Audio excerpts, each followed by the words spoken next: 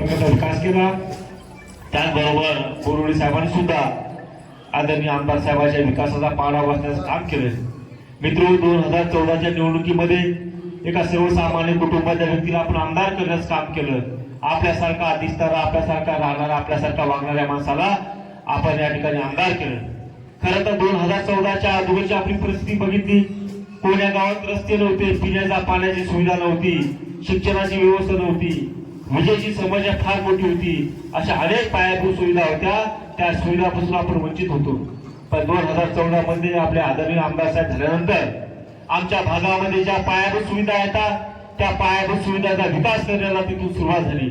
आणि चांगल्या प्रकारचं काम करणारे व्यक्तिमत्व म्हणजे आपले साहेब सकाळी 7 वाजल्यापासून ते रात्री 10-11 वाजतील असं पूर्ण वेळ 12-13 तास आपल्या मतदारसंघाचा विकासाचा ज्यांनी कायापाठ केला ते म्हणजे आपले आदरणीय आमदार साहेब। या 2024च्या निवडणुकीमध्ये अनेक उमेदवारांनी गुडघ्याला बाशिंग बांधले होते, आपले नशीब आजबत होते। त्यांचा आणि या लोकांशी कुठलाही संबंध नव्हता, विकासाची काही संबंध नाही, कोणतं त्यांच्याकडे विजन नाही।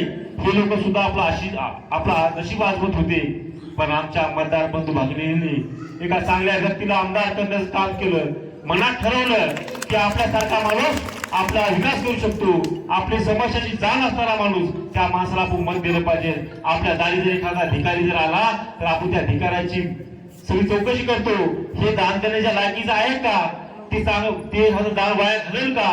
पण आपण या ठिकाणी दान चांगल्या माणसाला करतो, असं दान आपण एका चांगल्या व्यक्तीला केलं।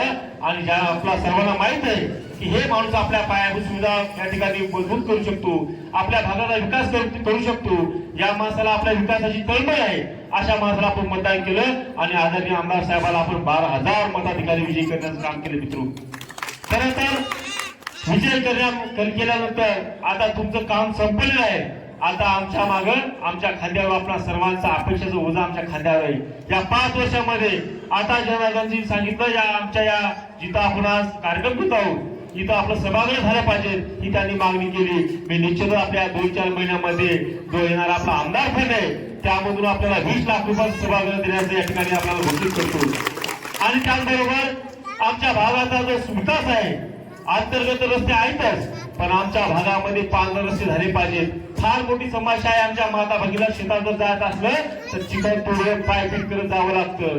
म्हणून अतिशय चांगल्या प्रकारे भयानक अवस्था आमच्या पांढरे रस्त्याची आहे, ती व्यवस्था आम्हाला दुरुस्त करायची, आम्हाला पांढरे रस्ते करायचे, जेणेकरून पांढरे रस्ते जर झाले तर आमच्या शेतकऱ्याचं उत्पन्न डबल होणार आहे। त्यासाठी आम्हाला पांढरे रस्ते करायचे। जिथं जिथं आपल्या दानपत्र आम्हाला दिसाल तिथं आपण पांढरे रस्ते करणार आहे। आता प्रत्येक शेतकऱ्यांचं वाटतं पांढरा रस्ता व्हावं, पण आमची जमीन जाऊ नये। पण मित्र तुम्हाला हात जोडून विनंती करतो की आपल्या शेजारी पाजारी कोणी असेल, कोणी अडवत असेल तर त्याला आपण विनंती करून आपण चांगल्या प्रकारचं दानपत्र देऊन आणि चांगल्या प्रकारचा आपल्या भागाचा विकास करण्यासाठी आम्हाला सहकार्य करावं अशी विनंती करतो। आणि पुन्हा एकदा आपण सर्वांनी जो दिलेला जन आशीर्वाद आहे त्याचा आभार मानण्यासाठी मी आलो आहे। मी पुन्हा एकदा तळनिवाशांचं या ठिकाणी मनापासून आभार व्यक्त करतो।